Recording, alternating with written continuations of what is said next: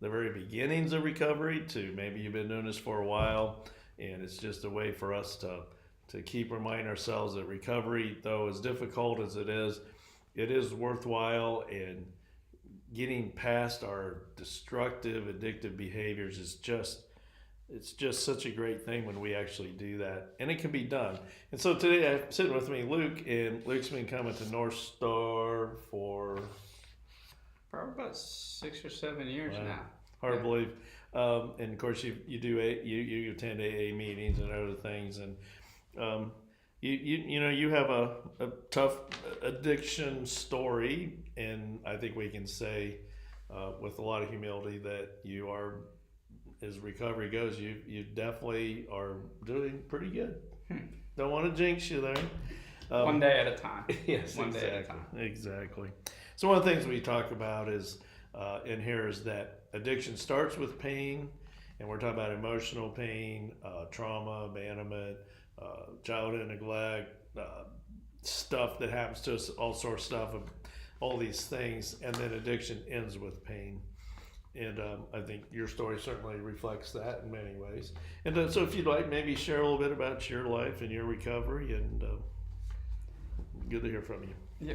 I'm Luke. I'm an alcoholic. I'm an alcoholic addict. I like to tell people I am addicted to everything but saving money. Um, I I've been in recovery now for God willing, in November will be 5 years of sobriety. But I actually attended my first recovery meeting in 2016. That was when I started having issues with my drinking. And in all honesty, I had issues before then. I had issues through college. I had issues with relationships. And on the subject of pain, I believe that uh, a lot of my story, begins with kind of a self-medicating um, the pain. I mean, I think every addict, well, at least for myself, is I didn't like the way I feel, and I found something that made me like the way I feel, and I went down a rabbit hole that a lot of addicts do go down, and uh, the the pain that it took me. Some of us it takes more pain than others, and unfortunately, it took me to a place that honestly I thought I'd never recover from. I was jobless. I was homeless, house uh, surfing. I was um, in and out of jail, and catching DUIs left and right, and drunk in publics, and fights, and just utter chaos. And when I got here, I was, I wish I could say I was completely beat, but I wasn't. I wanted to change the consequences of my actions, and I wanted to find a way to do that without stopping drinking, because I wasn't fully convinced that I had to stop in order to better my life. And I actually, we call it the judge nudge, got to my first AA meeting. And it wasn't until, I mean, it was complete godsend, but it wasn't until, I believe, 2019, 2018. I had moved into this area, and my now wife actually had found um, this. She was driving by and saw the sign. Yeah, got our road sign. Got the road sign, Yeah. and I think she actually came to a couple meetings. Lo and behold, she came to a couple meetings while I was locked up. I couldn't come to those meetings. And she, found her avenues in recovery, and that was really important for us as a couple in our relationship, is that she participates in her own recovery, and I participate in mine. And if we weren't both doing that, then the situation, I might not be calling her my wife now. Right. Yeah. But yeah, for sure. I got here, and I actually I liked Northstar because the 12 steps in my other program were a foundation for me to get sober. And I've told people that I'm not entirely sure that I could have got sober on Northstar alone. Right. And I'm 100% positive I couldn't have got sober without the 12 step program. Um, whether that be a 12-step program of Alcoholics Anonymous, Narcotics Anonymous, it could be a 12-step Christian program, whatever it may be. I think the 12 steps was imperative to me finally getting this. And I did not, it was a process. I was a chronic relapser, and some people say that's just not stopping. But yeah, the looking back, and where I'm at right now is I can look in the mirror and I can actually say I like myself. Um, and I would have never, if you'd asked me 5 years ago if this is where my life would be and what my life would look like, I would have told you you were insane. I had caught a third DUI, which comes with a felony. I had no job. I went from receiving a college education to literally drinking my career, my relationships, my family, my friends. I drank it all away, and that was the kicking off point for me to come in here, and for me to keep coming back here, and for me to start working the 12 steps. And here is where I started to learn that, there's reasons why I'm trying to change the way I feel. And, every relapse I ever had was because I didn't like the way I feel. Because unfortunately, recovery is kind of painful too, particularly when you first get into it. There's a lot of stuff that I used to be able to numb, that I didn't have to deal with, and now I do. And me, when I start this process, and I started working the steps, and I started, kind of getting a little bit of time under my belt, Northstar became even more imperative for me. It became crucial to my relationships with the world around me, because addicts don't have that capability to regulate those relationships with the world around them. I don't. At least when I'm in active addiction, I do not have the capability to deal with life on life's terms. Right. Because it's kind of the beauty of life is that, like, we get stuff thrown to us, good, bad, all of it. And that happens when you're an addict, and that happens when you're not an addict. That happens when you're in recovery, and that happens when you're not in recovery. It's just when you're not in recovery as an addict, for me, when something bad happened, it was just really easy to go take care of it. And now I've had to learn these tools here.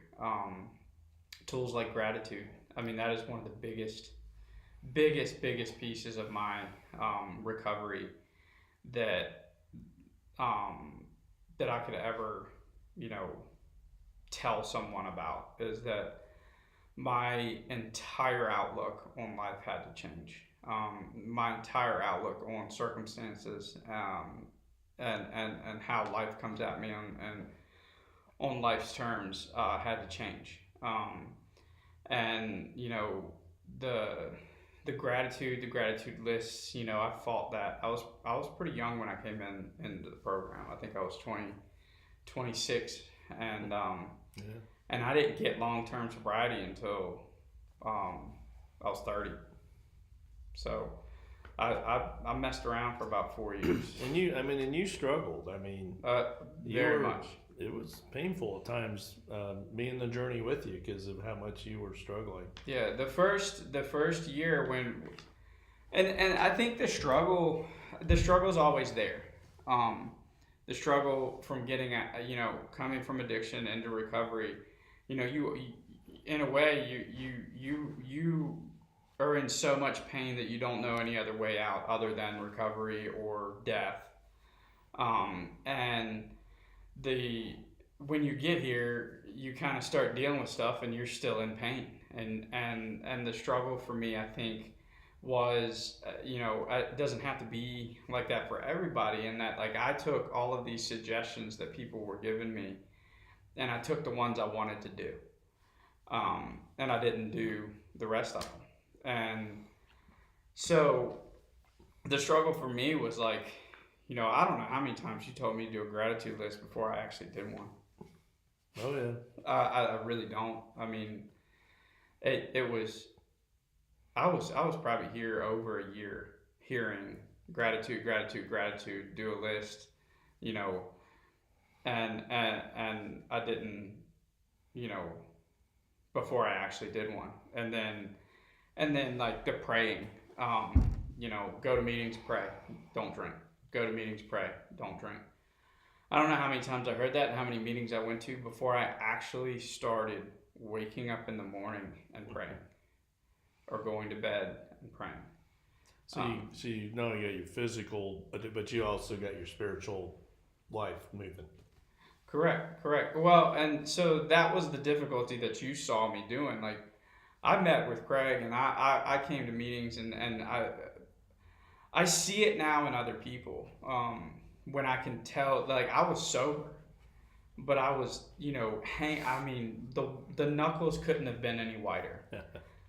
It was every waking moment, every morning when I stopped to go to work, go to a gas station. It was right there. It used to just speak to me.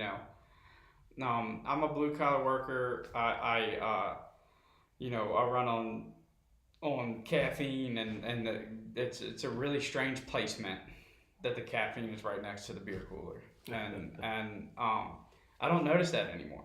I don't, you know, my spiritual growth had to happen in order for that pain, that discomfort to stop. I always remember that funny story you told about when you were not drinking but were wanting to, and you talk about the caffeine and the alcohol being next to each other, and you knew which beer was on sale that day. Yeah, it's insanity. It is the sheer insanity, and they call addiction insanity. It's repeating the same thing over and over, expecting a different result. And so I would say a message that I would like to relate to is that, like, I was able to get some form of abstinence from my substance, from my drug of choice, before I was able to grow enough spiritually to be not in pain, or not, and find some serenity and find some peace. And that's a really tough time for new people in recovery. And I'm grateful to have went through that, because now I can see people in meetings, and I know it's not that they're not trying. It's not that they're they're doing it wrong. It's that they're in that lull, and that they're abstaining long enough to try to get the spiritual growth, but they haven't quite got the spiritual growth enough, and they're still working on that. And the trick is to abstain long enough to get spiritual growth. And I finally got that, and I'm forever grateful. And my lowest points, I look back and I tell people, and I work with families of addicts now. Some talk to families of addicts, and I tell them not to rob the addict of their pain, whether it be their daughter or their son or their brother or their sister or whatever it may be.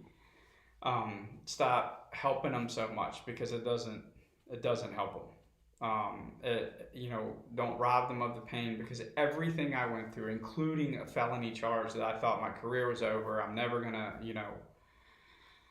be able to make money and support a family, and I'm never gonna recover from this financially, or whatever it was. The things I cared about status, really. Never gonna be able to buy a house and blah blah, all that crap. The Yeah. material stuff. I remember talking to you about that and saying, man, it's tough. You got that felony, and maybe someday you'll be able to get that off your record. And I was really inspired by what you said about that. Yeah, I mean, that was probably the best thing that ever happened to me. Um, it was the largest consequence, and it was probably the best thing that ever happened to me, because it really kick-started the how low am I gonna dig this hole, and I dug it pretty low. I say it to some people that I put the shovel down, and then I went and got a backhoe and kept digging. And so I guess, yeah, that's a message I would like to give out to the families, in that it's not the end of the world. I'm a successful business owner now. I have a wife, I have kids, I have, as far as the society would concern, I'm not someone you would look at as this,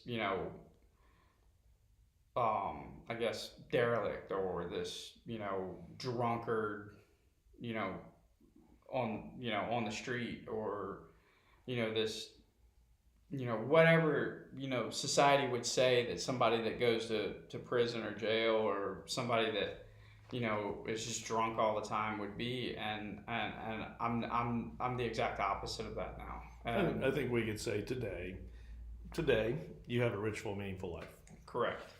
and probably better than you ever thought it was going to be. Ever thought it was going to be. Yeah. And it was because of those instances. It was because of the relationships that I absolutely destroyed, and it was because of the punishments and the consequences that I had. And it's not just like worldly consequences. It's also damage that I do to my soul, that I had to work on within these 12 steps and within Northstar, and keeping these healthy people around me. So, yeah, I would say that, I have a rich, full, meaningful life now. And I'd say you do. that is a miracle. And I will say that, just like Craig was saying, for today, because I can stop. And that's another thing too, is I have free will. I think a lot of newcomers get scared into this cult, like this is a cult, and this is, I don't want to talk about God, or whatever it may be, whatever is discouraging them from. But I have free will. I don't have to go to meetings. I don't have to come to Northstar. Nope. I have the option of becoming, or reverting back to the exact same person I was 6 years ago. That is an option of mine. I do not want to do that. I'm fulfilled. I have meaning. I have purpose. I have love in my life. I have, Gratitude. I have gratitude. I have gratitude, and I am forever grateful for programs like Northstar, the community that Northstar is, and the program that that they have in at AA, any 12-step program. And I couldn't be more grateful for what I've become, and also my relationship with God is 100%. Had I not been a drunk, had I not been an addict, had I not became the person that I became, and that complete utter person that I despised, I would not have the relationship with God that I have today. Yeah. So in a way, the alcoholism and the disease of addiction, I've heard it said before, and I truly believe it's one of the only diseases on the planet that you can recover from and be a better version of yourself than you were before. Oh yeah. And I fully am. I'm 10 times the person that I used to be, and that's just for today, because I have the option to go back. Yep. So I think I'll keep coming back here. I like hope it. so. Hope so. All right. Well, cool. And Luke, you've certainly been an inspiration to others that are newer in their recoveries, and um, it's great to see people such as yourself who just really understand recovery and doing a lot of things right. It took a while. It took a It while. took a while, Yeah. but Done it for all. yeah, I know it had to take a while. But well, thanks, Luke, for joining us. I'd love to have you come back. We talk about some other subjects. love to. Yeah, I love to listen to you talk about your story. Again, reminders: we meet on Wednesday nights and Friday nights at 6:30 here at Walnut Grove Baptist Church. We're located at 7046 Cold Harbor Road, Mechanicsville. And if you ever want to reach out, if you can't make meetings or you're not sure you want to come or all that, you can email me at csimpson@wgva.church. And love to hear from you. And we're glad a lot of you people listen to us out there that's not able to come. So and we also feed you. We had tacos tonight, yay. And we have childcare. So we really take away a lot of reasons for you not to come. So you don't even have to go home. Just come here. And anyway, everybody just very supportive. I'm not going to tell you what to do, but here to support you. So anyway, thank you for coming. And let's close with a prayer of serenity. God, grant me the serenity to accept the things I cannot change, courage to change the things I can, and wisdom to know the difference.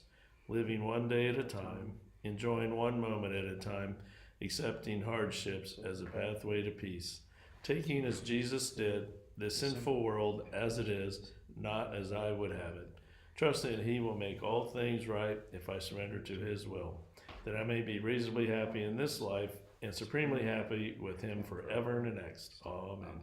Again, thank you. Did it do it?